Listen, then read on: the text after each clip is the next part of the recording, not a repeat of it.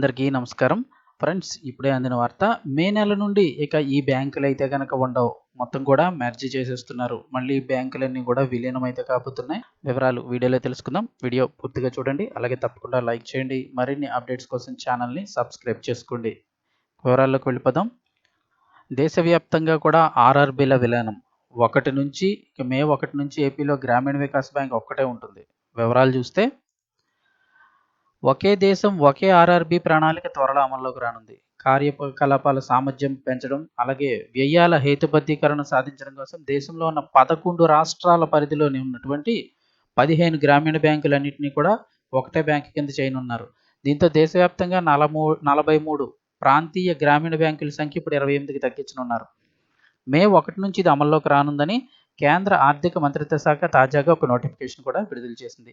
Gazette notification ప్రకారం చూస్తే ఆంధ్రప్రదేశ్లో 4 బ్యాంకులు, ఉత్తరప్రదేశ్, పశ్చిమ బెంగాల్లో 3 బ్యాంకులు, అలాగే బీహార్, గుజరాత్, జమ్మూ అండ్ కాశ్మీరు, మధ్యప్రదేశ్, కర్ణాటక, ఒరిస్సా, మహారాష్ట్ర, రాజస్థాన్లో 2 చొప్పున బ్యాంకులు అయితే గ్రామీణ బ్యాంకులు ఉండడం జరిగింది. అయితే ఇకపై ఆ రాష్ట్రాలన్నింటిలో కూడా ఒకటే గ్రామీణ బ్యాంకు ఉంటుంది.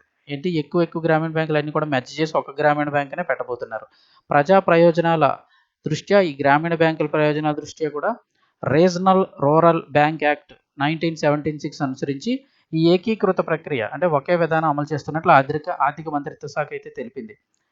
ఏంటని చూస్తే ఆంధ్రప్రదేశ్లో ఉన్న బ్యాంకులు చూస్తే చైతన్య గోదావరి గ్రామీణ బ్యాంక్ ఉంది, అలాగే ఆంధ్రప్రగతి గ్రామీణ బ్యాంక్ ఉంది. ఇవి ఎక్కువ గ్రామాల్లో ఎక్కువ తెలుస్తాయి బ్యాంకులని కూడా. సప్తగిరి గ్రామీణ బ్యాంక్ ఉంది, అలాగే ఆంధ్రప్రదేశ్ గ్రామీణ వికాస్ బ్యాంక్ పేరు. మొత్తం 4 రకాల బ్యాంకులు అయితే ఉన్నాయి గ్రామీణ బ్యాంకులు. ఇలా 4 వేరు గ్రామీణ బ్యాంకులు వేరువేరుగా సేవలు అందిస్తున్నాయి. వాటికి యూనియన్ బ్యాంక్, అలాగే Canara bank, Indian bank, state bank of India ఇలాంటివన్నీ కూడా స్పాన్సర్డ్ బ్యాంకులు. అంటే బ్యాక్గ్రౌండ్లో ఈ స్పాన్సర్డ్ బ్యాంకుల కింద ఇవి వ్యవహరిస్తున్నాయి.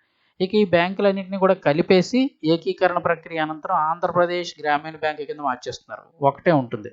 ఈ ఒక్కటే రాష్ట్ర వ్యాప్తంగా సేవలు అందించనుంది. దీని ప్రధాన కార్యాలయంలో అమరావతిలో పెట్టబోతున్నారు. దీనికి ఇంక స్పాన్సర్ కింద యూనియన్ బ్యాంక్ అయితే కనుక స్పాన్సర్డ్ బ్యాంక్గా వ్యవహరిస్తుంది. ఇదే తరహాలో యూపీ, బెంగాల్లో సైతం ఆ రాష్ట్రానికి సంబంధించి ఒక్కొక్క ఆర్ఆర్బీ బ్యాంక్ మాత్రమే ఉండనున్నాయి. ఇంకా మే నుంచి అయితే కనుక ఈ బ్యాంకులన్నీ విలీనం అయిపోయి ఒక్క బ్యాంకు మాత్రమే ఉండడం జరుగుతుంది.